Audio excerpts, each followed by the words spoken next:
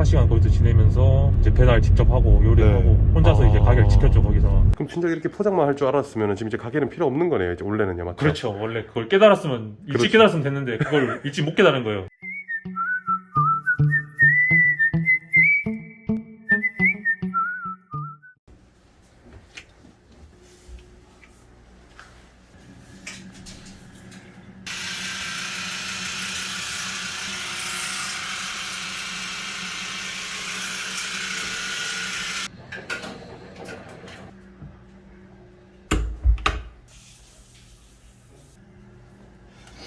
아침 8시부터 이렇게 준비하시는 이유가 있나요? 저희가 일반적인 연어집이면은 뭐 아침 열동가 저녁 열동가 할 텐데 저는 인터넷으로 하다 보니까 하루에 정해진 물량만 하면은 일이 끝나거든요. 연어집은 영업을 아예 안 하시고 있는 상태예요? 네네네, 아예 안 하고 있어요. 사업자는 일반 음식점으로 돼 있는데 실제로 영업은 하진 않죠.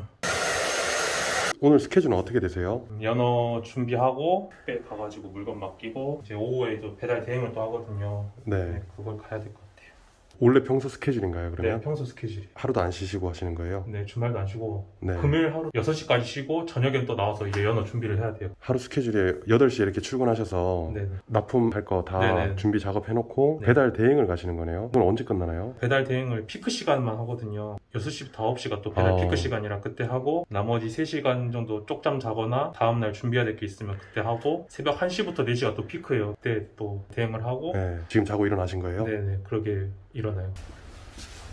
원래는 제가 1인승 전기차를 타고 출퇴근을 하는데 귀하신 분이 또 오셔가지고 뒷좌석이 엄청 좁거든요. 그래서 그걸 태워드릴 수는 없어가지고 오늘은 부모님 차를 빌려왔어요. 제가 소개 먼저 한번 부탁드릴게요. 31살이고요. 김재현입니다. 연어를 택배로 파신다고 하셨는데 네네. 원래는 이제 연어 가게를 하신다고 제가 알고 왔었거든요. 네네. 택배 작업이라면 어떤 건가요? 일반 배달 음식점하고 크게 다르진 않는데요. 포장만 조금 바꿔서 택배로 그대로 적용을 시켰어요. 진공 포장기 그것만 좀 틀리고 나머지는 거의 배달업체랑 똑같거든요. 그 작업을 가게에서 하는 거고요. 작업은 이제 배달 음식점 하던 가게를 그대로 쓰고 포장만 조금 바꿔서 이제 택배로 이제 전국으로 나가고 있어요. 지금 하신 지는 얼마나 되신 거예요? 바꾸신 지? 3달 얼마 안 됐어요. 한 달 평균 한 2천만 원 정도 지금 나오고 있는 것 같아요. 그 마진율은 괜찮나요? 배달업보다 훨씬 나았는데 지금 네. 35% 정도? 600 이상 남는 거네요. 그렇죠. 시간이 별로 안 들어가기 때문에 나머지 시간에는 대행이나 마케팅 공부 같은 것도 좀 하고 있고요. 그러면 그 3개월 전에는 계속 연어 가게로 계속 운영하고 계셨던 건가요? 네, 배달도 제가 하고 네. 24시간을 거기서 먹고 자고 했어요. 이제 배달 직접 하고 요리하고 네. 혼자서 이제 가게를 지켰죠 거기서. 점점 이게 안 좋아지는 거예요. 원래는 그냥 뭐 하루에 10시간만 해도 100만 원씩 팔던 게 점점 줄어들더니 이제 24시간을 해도 30만 원, 40만 원 파는 거예요.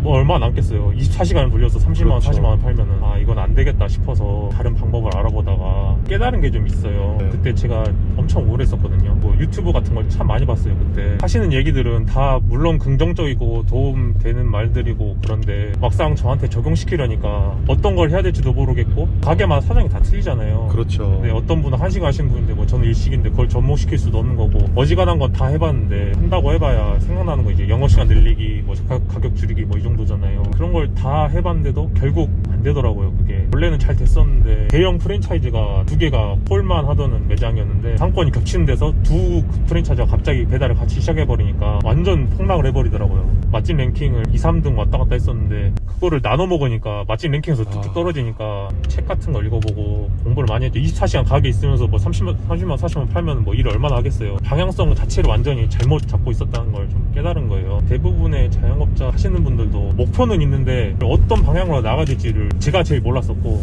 많은 분들도 모르실 것 같아서 이렇게 출연 신청을 하게 됐거든요. 논산 훈련소 같은 데 앞에 장사 엄청 잘 되잖아요. 저 가게랑 내 가게랑 차이가 뭘까 이런 걸 좀 고민을 해봤어요. 맛있는 것도 아니고 가성비가 좋은 것도 아니잖아요. 친절한 것도 아니고 결과적으로 무엇이 틀릴까 좀 고민을 많이 했어요. 간단한 답일 수 있는데 결국 제가 장사를 하는 대상을 넓히면 되겠더라고요. 저는 배달의 민족 반경 그 3km 그 작은 원에서 손님을 구하고 있었던 거예요. 논산 훈련소 앞에 그 맛집들은 전국의 20대 장면들을 다 상대로 장사를 하잖아요. 그 가족들하고 20대 장면들을 다 망할 수가 없는 거죠. 그 가게들은. 여기가 원래는 그러면 지금 연어 팔던 가게인가요? 연어로 팔던 가게고요. 배달만 있습니다. 안에 보면 튀김기랑 해면기도 다 그대로 있거든요. 튀김기 지금 안 쓰는데 튀김기 이것도 내놔야 되는데 아, 튀김기관 지금 안 쓰고 계세요? 네, 안 쓰고 있고 이것도 다 안 쓰고 있어요. 지금 아예 안 쓴 공간인데 지금 정리를 해야 되는데 이게 냉장고는 아예 안 쓰고 있고 정리를 해야 되는데 지금 못하고 있네. 가게에서 네네. 먹고 주무셨다고 하셨잖아요. 네, 여기였어요. 여기가 제가 먹고 자고 하던 데였어요. 원래는 네. 직원들 휴게 공간이었어요. 네. 한 4,000씩 할 때는 직원들 참 챙겨주려고 제가 많이 했었거든요. 직원들 하도 몸도 아프고 저도 막 오래 일하다 보면 몸도 아프고 해가지고 좀 네. 휴식 공간을 마련해주면 좋겠다 해가지고 준비를 했는데 꼬꾸라지니까 이제 제가 여기서 먹고 자고 하게 되더라고요. 직원들도 이제 다 나가고 혼자 남으신 거였네요. 그러면. 그렇죠. 이제 직원들 최대한 해보려고 많이 했는데 제가 힘드니까 버틸 수가 없더라고요. 장사는 그러면은 언제부터 시작하신 거예요? 2018년도에 여기 오픈했어요. 첫 28때?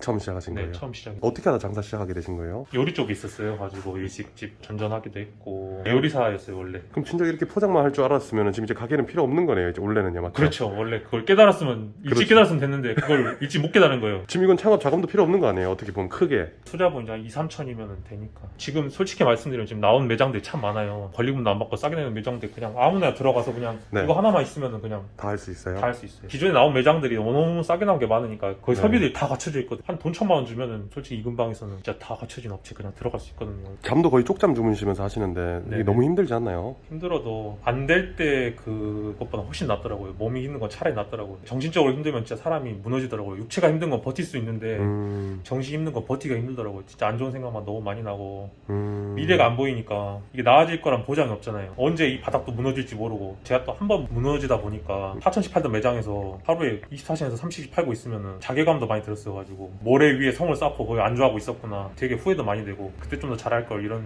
안 좋은 생각은 많이 드는 거예요. 가지고 지금 이것도 언제 무너질지 모른다는 좀 불안감 때문에 더 하는 것도 있는 것 같아요. 가지고 하루에 네. 1리터 커피 저거 다 마시고 몬스터 같은 거 이제 에너지 드링크 같은 걸로 이제 때우고 쪽잔 자면서 이제 생활하고 있어요. 어머니도 이렇게 같이 나오시네요. 저 혼자 하려 했었는데 생각보다 반응이 너무 뜨거워가지고 좀 도와주시고 있어요. 그러면 굉장히 소자본으로 배달을 하는 것도 아니고 택배 포장만 하면 되니까 어떻게 보면 굉장히 효율적이네요. 저 같은 경우는 이제 이게 잘 돼서 배달을 접었지만 네. 배달과 충분히 병행할 수도 있는 일이고 보통 이렇게 괜찮은 영업 방식이 있으면 자기만의 노하우라고 생각해서 남들한테 안 알려주고 싶어 하는데 사장님이 이렇게 노하우를 알려주고 싶어서 저한테 신청하셨잖아요. 네네네. 이유가 뭔가요? 저도 힘들어 보고 힘드신 분들 많거든요. 지금도 하루에 16시간씩 가게 계신 분들도 많고 분들한테 좀 도움이 됐으면 좋겠다 싶어요. 이런 방향성을 가르쳐주는 사람은 한 명도 없더라고요. 구체적으로 어떤 걸 해야 될지 공부하면서 느낀 게 이걸 좀 공유했으면 좋겠다. 이렇게 하면서 또 얻은 것도 분명히 있을 거고 한 분이라도 더 좀 덜 힘드셨으면 좋겠어요. 지금도 많이 힘들지만 자영업자들 열심히 사시잖아요. 어머니 근데 아드님이 이렇게 말씀을 너무 잘하시는데 누구 닮은 건가요? 저를 닮지 않았어.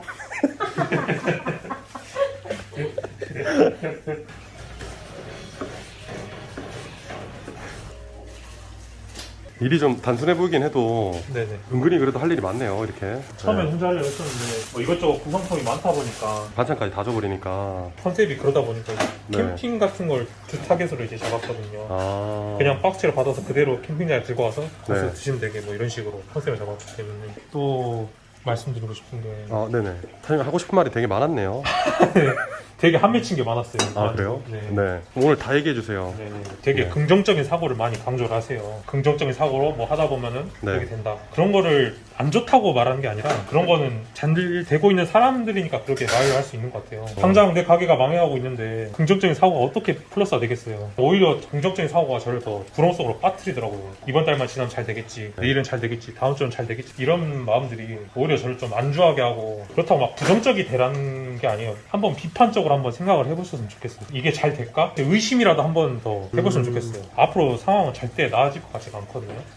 그래서 최악의 경우를 항상 생각을 하시고 장사를 하셔야 될 것 같아요. 만약 카페를 하시는 사장님이시면은 네. 당장 내일 내 가게 앞에 스타벅스가 들어와도 네. 내가 버틸 수 있는가 자신이 생각할 수 있는 최악의 수를 해놓고 네. 생각하면은 어떤 방향으로 나아가는지 조금 보일 거거든요. 어떤 걸 해야 경쟁력 확보될까 이런 식으로 고민을 하면서 접근하는 게 좋은 것 같더라고요. 긍정적인 사고를 저는 좀 부정하고 싶어요. 이건 또 이게 자동으로 하는 거예요? 네네. 이것도 얼마 안 해요. 얼마 정도 하는 건가요? 저는 중고로 얻어왔는데 한 60만 원 정도? 그렇게 해서 자동으로 되니까 편해요. 이것도 당근마켓에서 하신 건가요? 인터넷 샀어요. 인터넷으로. 네네. 자동으로 열려요. 편하죠.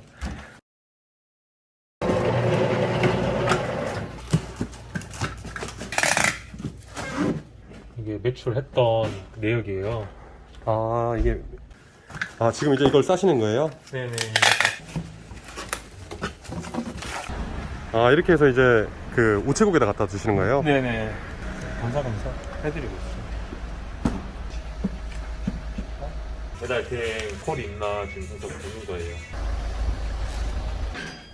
네, 감사합니다. 네, 계세요. 네.